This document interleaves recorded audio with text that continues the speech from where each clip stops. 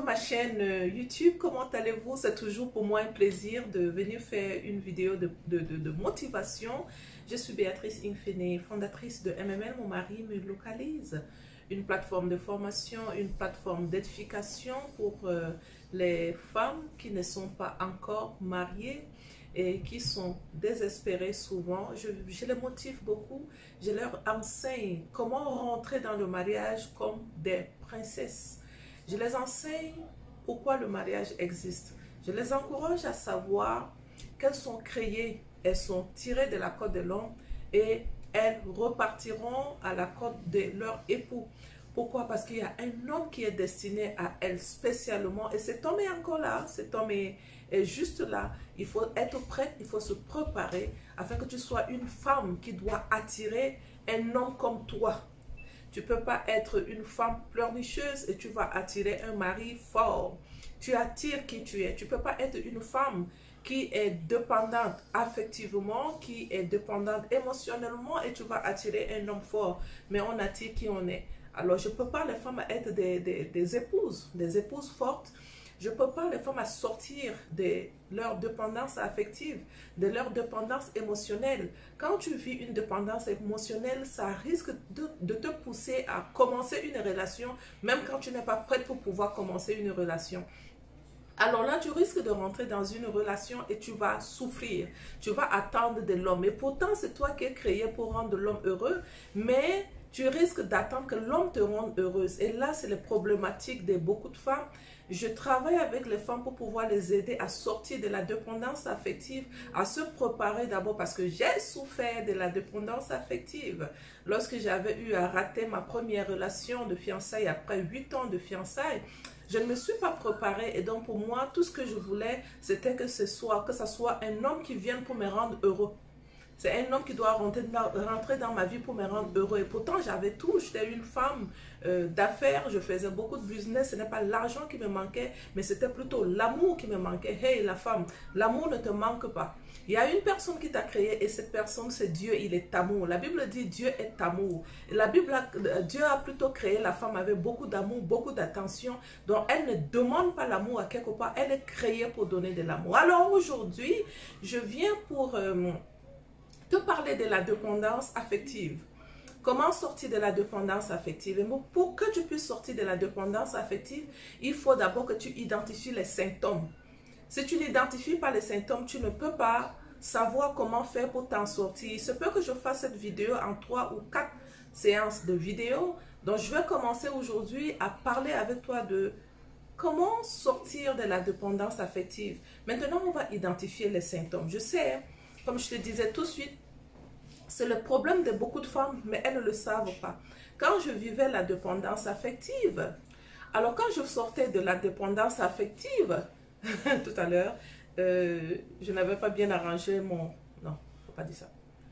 Lorsque j'avais ce problème de dépendance affective, sans te mentir, je ne savais même pas ce que j'étais en train de traverser. Mais j'avais des symptômes. Qui connaissait que je traversais la dépendance affective? Non, personne. J'avais des symptômes et moi-même, je ne savais pas que ces symptômes, c'était les symptômes de la dépendance affective. Donc, j'attendais beaucoup des autres. J'attendais des amis, j'attendais de mon époux, j'attendais même de mes enfants. J'aimais quand mes enfants me valorisaient. Mais est-ce que moi, j'étais en train de me valoriser à la valeur que Dieu me valorise ou à la valeur que les autres me valorisent? Donc, si je ne me valorise pas à la valeur de ce que les autres me disent, quand les gens me disaient que non, tu es, Béatrice, tu as un bon cœur, j'ai l'impression qu'on était en train de me flatter. J'ai l'impression qu'on était en train de me flatter. Et donc, du coup, j'aimais cette flatterie. Et je n'étais pas vrai avec moi-même. Et cette flatterie, ça me faisait du bien. Si tu es bien avec toi-même, ce que les gens te disent comme valorisation vient compléter ce que tu te dis de toi-même. Et ça met en toi une action d'être toujours heureuse et à faire des pas, à faire quelque chose de meilleur, à avancer et à rendre les gens qui sont autour de toi heureuses. Pourquoi? Parce que toi, quand tu as quelque part, tu rends tout le monde heureux. Tu n'attends de personne.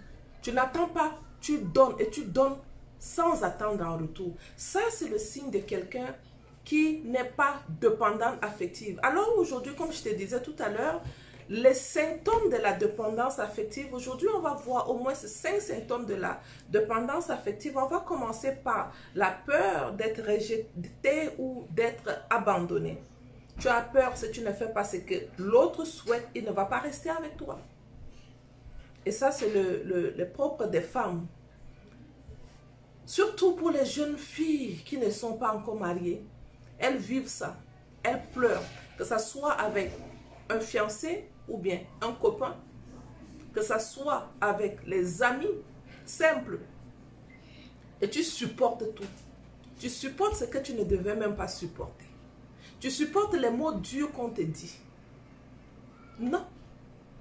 Mais si tu es quelqu'un qui est bâti et qui est sorti de la dépendance affective, tu identifies les faiblesses des gens et tu restes avec eux par compassion parce que tu compatis de leurs faiblesses. Donc quand ils font certaines choses, tu te dis, est-ce que la personne sait ce qu'elle est en train de faire?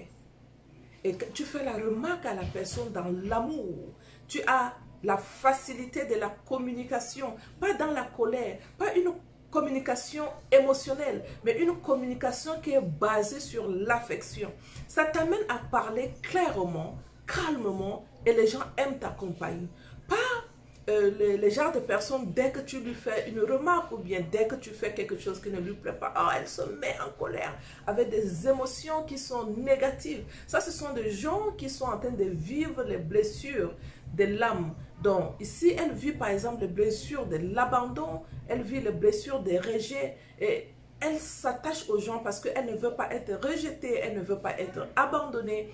Elle s'attache à une relation, même si elle sent que la relation, si ce n'est pas une relation que je dois entretenir, exemple, un homme qui te manque du respect, qui te donne par exemple un rendez-vous, qui te dit, par exemple, on se voit à 12 h et elle s'amène au rendez-vous à 17 h. Mais tu es là, tu te morfonds, tu as mal, mais tu n'arrives pas à lâcher. Mais non, c'est pas normal. Quand tu es une personne qui a travaillé sur tes dégâts émotionnels, lorsque quelqu'un te fait ça, tu le regardes dans les yeux et tu lui dis, tu ne répètes plus ça. La prochaine fois, si tu as un rendez-vous avec moi à 12 h, je te donne 3 minutes, c'est 12 h 10. Ou si tu as un empêchement, tu dois m'appeler pour me dire pourquoi tu es empêché. Alors, si tu ne m'envoies pas un message que tu me fais, rester, attendre et attendre. J'envoie même parfois des messages, tu ne me réponds pas. Ça veut dire que tu n'as pas de considération pour moi. Si tu n'as pas de considération pour moi, nous ne pouvons pas entamer une relation durable. Pourquoi? Parce que plus tu n'as pas de considération pour moi, plus je n'aurai pas de respect pour toi et on ne pourra pas se comprendre. La relation à longue durée, ça doit être une relation basée sur la confiance et le respect mutuel. Et comme tu vois, cette personne n'est pas en train de te respecter, alors mon ami, tu ne t'engages pas dans ce genre de relation et tu dis stop. Pourquoi? Parce que tu te connais et tu sais qu'il y a certaines choses que tu ne peux pas accepter. Il y a certaines choses qui ne sont pas tes valeurs et tu n'acceptes pas les valeurs des personnes qui ne te valorisent pas non plus. Ça, c'est le numéro 1. Et le numéro 2, ce sont des gens qui ont besoin d'être rassurés permanemment. Donc, elles vont prendre les avis des amis, les avis de son mari, les avis de sa maman, son papa. Exemple, elle est dans une relation, même relation maritale. Je coach beaucoup les femmes qui sont dans le mariage et qui ont ce problème-là. Elle est dans un mariage, mais tout ce qui se passe entre son mari et elle, il faut qu'elle en parle à sa mère, il faut qu'elle en parle à son père, il faut qu'elle en parle aux amis, il faut qu'elle en parle au pasteur. Je l'ai vécu moi-même parce que ce sont des gens qui sont pas fortes de caractère. Et moi, quand je vivais ça, j'avais l'impression que ma solution était chez d'autres personnes. Quand je trouve une soeur qui est en train de parler en langue, parler en langue avec les prières fortes, je dis, ah, ça peut être une soeur qui peut m'aider à sortir de mon problème. Pas, je te confie mon problème. Non. Aujourd'hui, je ne tenterai même pas ça. Pourquoi? Parce que j'ai travaillé sur les émotions. Je ne peux pas confier mon problème à n'importe qui. Il y a certaines personnes qui n'ont pas l'oreille pour même pouvoir écouter 1% de mon problème. D'accord? Il y a une seule personne qui a le droit d'écouter tout ce que je lui dis et qui a la solution à mon problème. C'est le Saint-Esprit de Dieu. C'est un esprit d'intercession. C'est un esprit que lorsque je lui confie les choses, il me dit, ne t'inquiète même pas. Ne t'inquiète pas. Ne t'inquiète pas. Alors je ne m'inquiète de rien. C'est à lui que je lui confie. Quand mon mari n'est pas en train de m'écouter, je dis, Saint-Esprit de Dieu, tu m'as demandé d'être dans le calme et la confiance. C'est dans le calme et la confiance que je me suis bâtie. Alors ce monsieur, je vois qu'il n'est pas en train de m'écouter à la valeur, à la hauteur plutôt de mon écoute envers toi. Parce que j'ai décidé d'écouter le Saint-Esprit de Dieu et appliquer tout ce qu'il me dit de faire. Donc, il faut qu'il amène mon époux à être attentif à ce que je dis pour que je sois une femme soumise qui est sous l'autorité de mon époux. Alors, chaque fois lorsque je vois il y a un tout petit peu un dégamage, je ne fais pas de remarque à mon mari.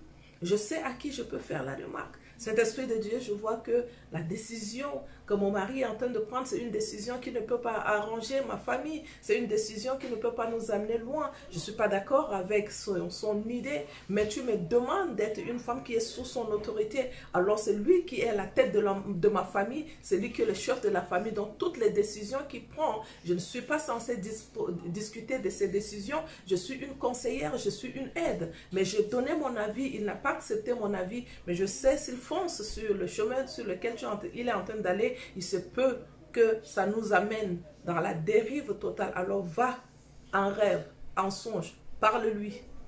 Je vous assure, ça a très bien marché très souvent. Très souvent. Et mon mari revient pour me dire, je pense que tu as raison. Yes, je viens de gagner. Qu'ils soient gagnés sans parole, mais par l'attitude de leur femme. Ça, c'est ce que la parole de Dieu dit. Que votre mari, si par exemple, si vous avez un mari qui ne vous écoute pas, la Bible dit qu'il ne soit pas gagné avec la parole, mais qu'il soit gagné par l'attitude de leur femme. Tu veux que ton mari redevienne un homme, disons, c'est un mari qui est infidèle. Pourquoi tu te mets à bavarder? Il te dit, c'est pas dans la parole que tu vas le gagner, mais c'est plutôt dans ton attitude. C'est dans ton attitude, l'attitude d'une femme qui trouve son calme dans le repos de son âme. Elle a sa confiance dans le calme. Elle a sa confiance dans le calme et elle arrive à remporter. Mais pour pouvoir être calme et savoir gérer ses émotions, ça c'est une femme qui est déjà sortie de la dépendance affective. C'est une femme qui est déjà sortie elle a travaillé sur ses blessures émotionnelles et elle sait vers où elle est en train de se diriger. Elle sait comment elle va gérer son problème. Ce n'est pas quelqu'un qui va venir gérer son problème. Et au niveau de numéro 3, nous allons voir comment la personne qui est dépendante affective, elle trouve sa valeur dans le regard, dans les opinions des autres. Si on ne lui donne pas une opinion sur un sujet, mais non, elle n'arrive pas à avancer. Il faut toujours qu'elle attende, qu'on valide son choix, qu'on valide sa décision. Il faut qu'on la regarde avec un regard plein d'amour, plein d'attention. Elle attend son attention chez les autres. Elle est très émotionnelle. Quand elle n'a pas ça, mon ami, ses émotions, ça peut baisser. Ça fait un effet yo-yo à tout moment. Femme, si tu pouvais savoir que lorsque tu sors de la dépendance affective, tu deviens une autre personne. Tu cours vers la destinée. Et c'est là où tu reconnais que tu es sur la terre. Tu as une mission à accomplir. Mais lorsque tu n'es pas sorti de tout ça, tu peux tourner en rond. Tu tournes, tu vois comment les gens commencent un projet. Ils amènent leur projet à la fin. Mais toi, tu n'arrives pas. Qu'est-ce qui se passe? Pourquoi tu n'arrives pas? Parce que tu n'as pas encore dealé avec tes blessures internes. Parce que tu n'as pas encore dealé avec, par exemple, le rejet, l'abandon. Tu n'as pas encore dealé avec ça. Je vais te parler de quelqu'un dans la Bible qui a vécu le rejet et l'abandon. Il ne savait même pas que c'est ça qu'il était en train de vivre. C'est Joseph. Joseph vivait le rejet de la part de ses frères, vivait l'abandon. Oui, son papa l'aimait beaucoup, mais il voulait avoir l'amour de ses frères, mais il ne recevait pas ça. Alors pour pouvoir avoir l'amour de ses frères, qu'est-ce qu'il faisait? Il l'attirait, il faisait tout pour attirer l'attention. Mais ça l'a amené dans un dégât. Ça l'a amené à vivre la souffrance. Qu'est-ce qui se passait? Il avait rêvé. Il n'était pas obligé de raconter son rêve à ses frères. Il était censé, en principe, travailler sur son rêve lui-même. Rester et demander à Dieu, mais qu'est-ce que cela signifie? Et il va comprendre. Il pourra peut-être même parler avec son père, qui est même son père spirituel, par exemple. Ton papa peut être ton père spirituel, ou bien ton père spirituel dans la foi. Il pouvait parler avec une personne qui est âgée. Non. Mais il savait très bien que ses frères ne sont pas en train de l'aimer. Mais il fonce pour pouvoir aller raconter. Pourquoi? Parce qu'il a l'impression qu'il veut être valorisé. Il veut être valorisé. Il pense que lorsque je vais raconter ça à mes frères, ils vont dire, oh waouh, oh wow. Mais non, quand il a raconté ça à ses frères, ils ont dit, mais toi tu te prends pour qui toi? Tu veux que papa, maman et nous, on se prosterne devant toi? Tu te prends pour qui? Mais cet enfant, il est déjà monté. On va te montrer qui nous sommes. Tu veux nous monter sur la tête. Mais nous, on va te montrer qui nous sommes. On l'a attrapé, on l'a ligoté, on l'a mis dans un puits. Mais heureusement, Dieu avait un plan pour Joseph. Il y en a d'autres qui disent que c'était un plan de Dieu, qu'il faut qu'il passe par tout ce désert. Mais Joseph pouvait éviter ça. Tu peux éviter ça. Dieu ne change pas le plan de la destinée par rapport à ton erreur. Non. Au lieu que tu cours vers le désert pour pouvoir traverser le désert avec beaucoup de larmes, lorsque tu es calme, lorsque tu sais comment gérer tes émotions, tu peux éviter la traversée du désert qui te fait souvent couler les larmes. Tu vois ça? Est-ce que tu comprends quelque chose dans ce que je suis en train de te dire? Et c'est ce qui était arrivé justement à Joseph lorsqu'il était encore parti chez Potiphar. Qu'est-ce qu'il a encore vécu? Il a vécu encore le rejet, l'abandon. Lorsque la femme de Potiphar lui avait fait la cour, il avait refusé. Et donc il comptait sur son chef parce que c'était un homme loyal, un homme digne de confiance. Ah, son patron venait encore de le rejeter, de l'abandonner, de ne pas l'écouter et de l'envoyer en prison. Mais il avait un plan, Dieu avait un plan pour Joseph. Étant en prison, qu'est-ce qu'il était devenu? Il était encore devenu un homme très fort, travaillait sur son caractère en prison. Et là, il avait commencé à prendre la maturité. Il ne courait plus pour pouvoir raconter ces choses. Et lorsque les autres revenaient, lui, il expliquait les rêves. Joseph était quelqu'un qui expliquait les rêves en prison. Et ça l'a propulsé. Tu peux être une solution pour quelqu'un à quelque part. Et ça te propulse. Il était devenu quoi? Le premier ministre. Hein? Il était devenu le premier ministre. Là où il était, le roi l'avait nommé. Tu peux être une solution à quelque part et on te remarque positivement. Au lieu qu'on te remarque négativement parce que tu es quelqu'un qui explique toujours ton problème aux autres. Mais quand tu es en train d'expliquer ton problème aux autres, pourquoi tu expliques ton problème aux autres? Parce que tu es en train de vivre le rejet. Tu vis l'abandon. Tu vis les blessures de l'âme. Tu vis la dépendance affective. Et ça t'amène à dépendre des gens. Je t'invite à travailler sur ta dépendance affective. Il faut que tu sortes de là. J'ai la formation sur la dépendance affective. Je donne le coaching individuel sur comment sortir de ta dépendance affective. J'aide les femmes à travailler sur leur état d'âme, à être des femmes fortes, à être des femmes de nourricières de la nation, parce que c'est ça, c'est ton travail. Tu ne peux pas rentrer dans un mariage lorsque tu n'es pas prête émotionnellement et tu risques d'aller attendre un homme. Tu seras une pleurnicheuse à tout moment. Lorsqu'on te fait quelque chose un peu, toi tu pleures. Lorsqu'on te parle un tout petit peu, toi tu pleures. Lorsqu'on te parle un tout petit peu, toi tu pleures. Et tu veux dépendre des gens. Chaque fois quand tu as un souci, il faut que tu en parles avec les gens. C'est parce qu'il y a un problème en toi. Tu n'as pas résolu ce problème. Et c'est ça qui amène à dépendre affectivement des autres. Alors je t'invite à me contacter pour qu'on puisse travailler ensemble. Ça va beaucoup t'aider, ça c'est sûr.